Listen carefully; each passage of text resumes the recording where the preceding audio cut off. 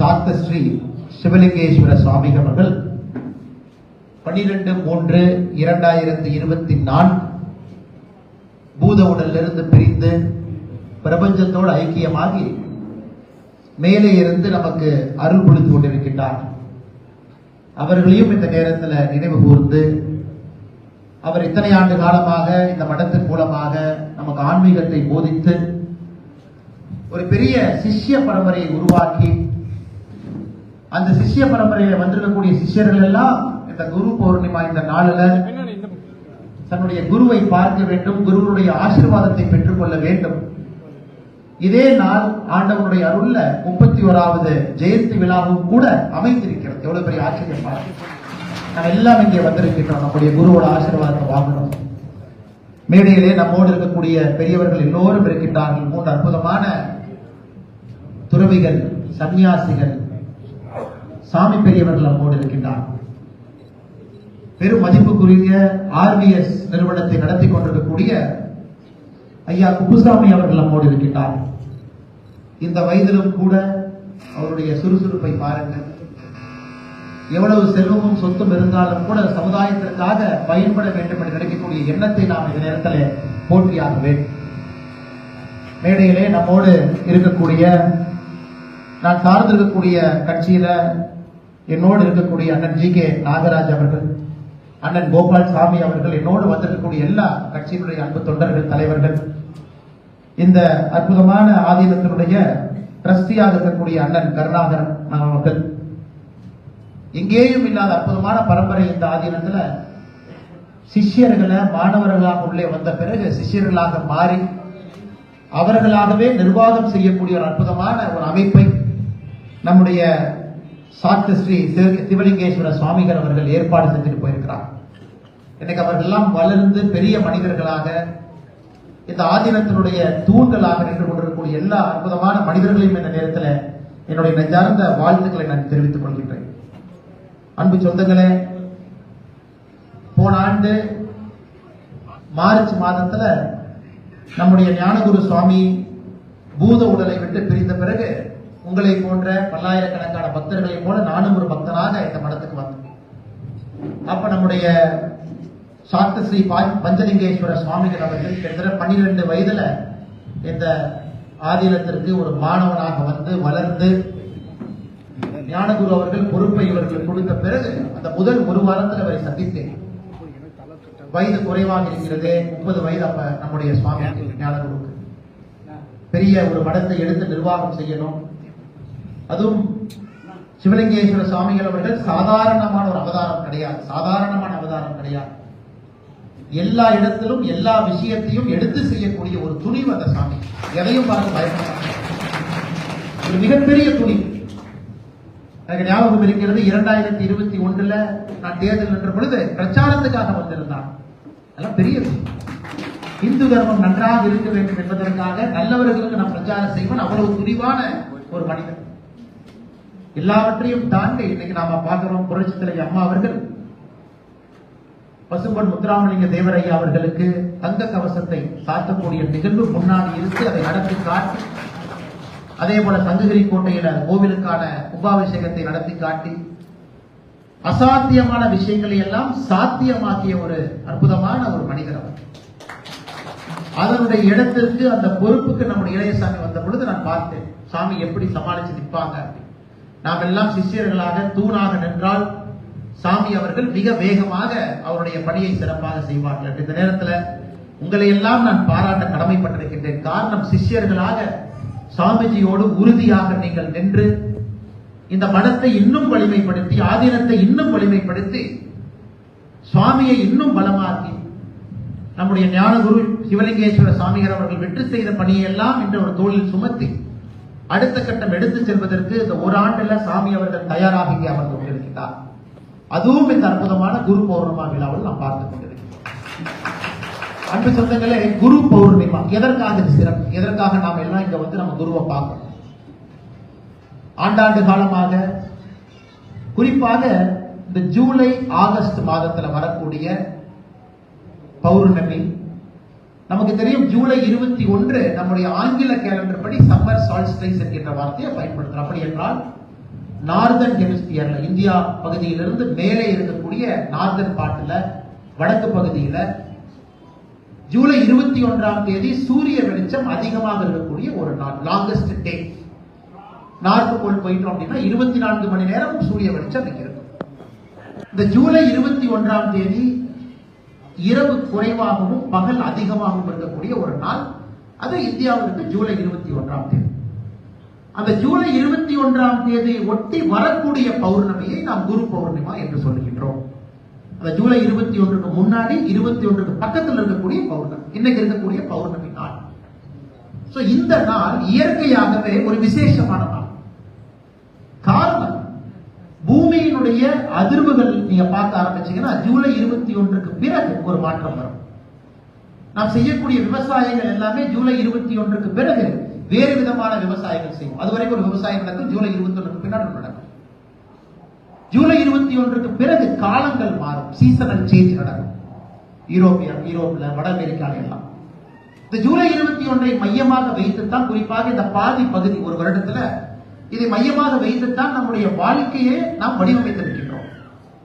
அப்படி இருக்கும் பொழுது இந்த பௌர்ணமி, வரக்கூடிய பௌர்ணமியில நம்முடைய குருவை சந்தித்து சூரிய வெளிச்சம் அதிகமாக இருக்கக்கூடிய அந்த நேரத்தில் அவருடைய அருளாசியை பெறும் பொழுது, நமக்கு குருவனுடைய அருளாசி கிடைக்கும் பொழுது இன்னும் நல்ல மனிதர்களாக நம்முடைய ஆன்மீகத்தை விரிவாக பார்க்கக்கூடிய ஒரு மன பக்குவம் நமக்கு கிடைக்கிறது.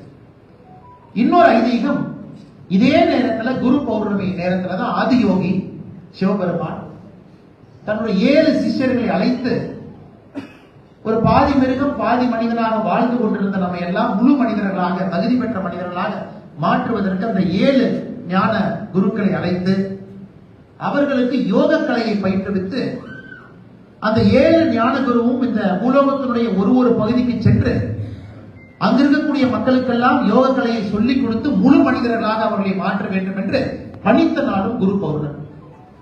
அதன்படிதான் இந்த 7 ரிஷிகள்ல ஒருவராக இருக்கக்கூடிய அகஸ்திய முனிவர் ஆதியோகியிலிருந்து கற்றுக்கொண்ட யோக கலை எடுத்துக்கொண்டு இங்கே வந்து நம்முடைய தென்பகுதிக்கு வந்து அகஸ்திய மாமுனிகள் வந்த பிறகு இங்கே ஆன்மீகம் தலைந்ததாக ஒரு ஐதீகம். அதுவும் குரு பௌர்ணமி. 3வது குரு பௌர்ணமியோட மற்றொரு பெரிய விசேஷம், இந்த நாள் நம்முடைய குருவுக்கு சென்று நாம் தட்சணை கொடுப்பதற்கான ஒரு நாள். ஒரு குருவாக இருக்கட்டும், ஒரு மடமாக இருக்கட்டும், எதாக இருந்தாலும் கூட அது நடத்துவதற்கு பொருள் வேண்டும். பொருள் என்பது, ஒரு சன்னியாசி குருவாக இருப்பவர்கள் ஒரு பொருளை அவர்களாக ஈட்டக்கூடாது. ஒரு பொருளை ஈட்டக்கூடிய ஒரு தொழில் இருக்கக்கூடாது. முற்றிலும் துறந்த மனிதர்களாக மடங்களும் சன்னியாசிகளும் ஆன்மீகவாதிகளும் இருக்கின்ற காரணத்தினால குரு பௌர்ணமி விழாவில் நம்முடைய மனத்திற்கு நம்முடைய குருவை சந்தித்து நம்மால் இயன்ற பொருள் உதவியை அந்த மடத்திற்கு, ஆன்மீக குருக்கு நம்ம செய்யணும்.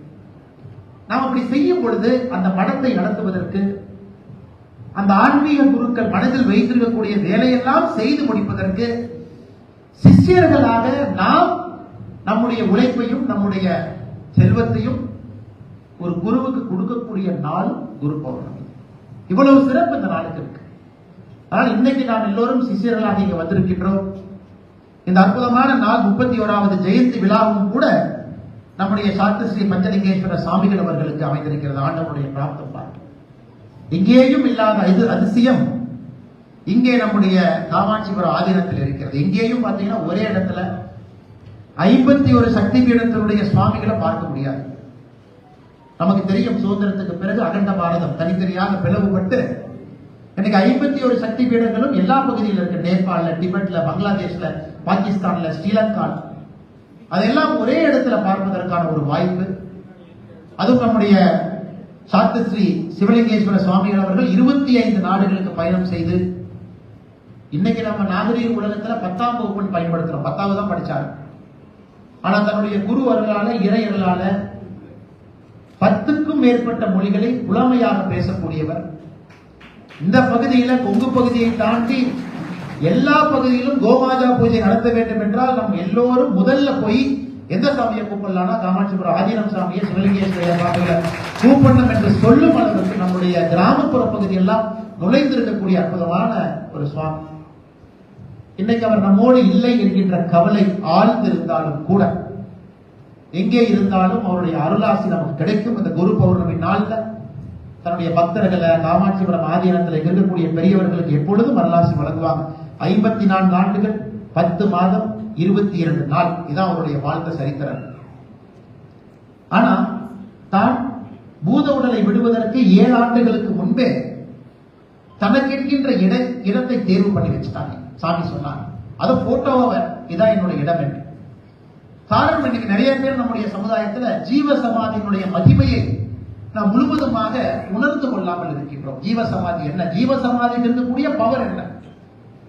எனக்கு ஜீவ சமாதிகள் இருக்கக்கூடிய இடத்துல எல்லாம் இருக்கக்கூடிய வைப்ரேஷன், ஒரு 10 நிமிஷம் அங்க போய் உட்கார்ந்துட்டு வந்தோம்னா அங்க இருக்கக்கூடிய வைப்ரேஷன் பாத்தீங்கன்னா நம்ம ஏதோ ஒன்று செய்யும்.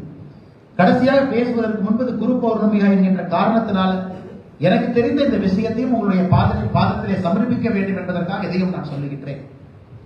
ஒரு மனிதனுக்கும் ஆமைக்கும் வித்தியாசத்தை பாருங்க. டார்டாய்ஸ், இன்னைக்கு உலகத்துல ஆமைகள் 350 ஆண்டுகள் உயிரோடு இருக்கக்கூடிய ஆமைகள் இருக்கு. 370 ஆண்டுகள், 390 ஆண்டுகள் ஆமைகள் இருக்கு. இன்னைக்கு இருக்கு பல இடத்துல நம்ம பார்க்கிறோம். 300 வருஷம் தாண்டி இருக்கு. அப்படி இருக்கும் பொழுது எப்படி ஒரு ஆமை 300 ஆண்டுகளை தாண்டி வாழ்ந்து கொண்டிருக்கிறது? ஆனா ஒரு மனிதன் நாம 80 வயசு 70 வயசுக்கே கஷ்டப்படுறோம். 80 வயது இருந்தாலும் கூட நன்றாக இருக்கின்றோமா என்று கேட்டீங்களா? நிறைய பேர் நல்லா இல்லை. வயது வந்துருச்சு, ஆனா உடம்பு ஒத்துழைக்க மாட்டேங்குது. அப்படி என்றால் ஒரு மூச்சுக்கும் உயிருக்கும் நம்முடைய எத்தனை ஆண்டு காலம் வாழ்கின்றோம் என்பதற்கும் ஒரு நேரடி சம்பந்தத்தை நம்மளால பார்க்க முடியும். எந்த ஜீவராசிகள் வேகமாக மூச்சு விடுகிறதோ அந்த ஜீவராசிகளுடைய ஆயுசு நம்ம குறையும். நாய் எடுத்துக்க உதாரணத்துக்கு, வேகமா மூச்சு விடும், ஆயுசு 13 வயசு. சரிங்களா? ஆத்துல கடல்ல இருக்கக்கூடிய முதலை எடுத்து இன்னும் கொஞ்சம் ஸ்லோவா மூச்சு விடும், அதனுடைய ஆயுசு கொஞ்சம் பெருசு. மிக மிக மிக மிக குறைவாக மூச்சு விடுகின்ற ஆமை ஆயுசு ரொம்ப அதிகம். அப்படி என்றால் இந்த மூச்சை எந்த மனிதன் கட்டுப்படுத்த கற்றுக்கொள்ளுகின்றானோ, இந்த பிராணத்தினுடைய ரகசியத்தை யார் உணர்ந்து கொள்கின்றார்களோ அவர்களுக்கு ஆயுசு அதிகம் என்பது மிக தெளிவாக ஜீவராசிகளை பார்க்கும் பொழுது நமக்கு தெரியும்.